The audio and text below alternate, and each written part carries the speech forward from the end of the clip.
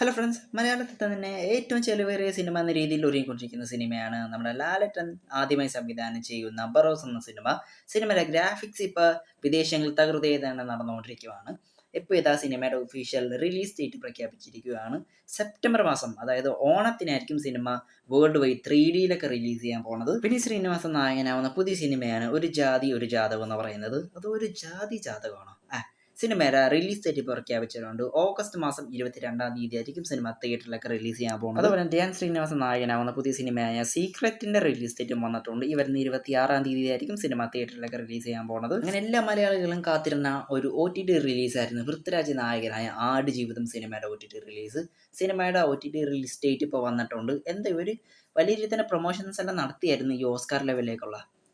ഈ വരുന്ന 19-ാം തീയതി ആയിരിക്കും സിനിമ നെറ്റ്ഫ്ലിക്സ് വഴി സ്ട്രീം ചെയ്യാൻ പോകുന്നത്. സിനിമ കാണാത്ത കുറച്ച് പേരെങ്കിലും ഉണ്ടാവും. അപ്പോൾ അവരിലേക്കും സിനിമ കൂടുതൽ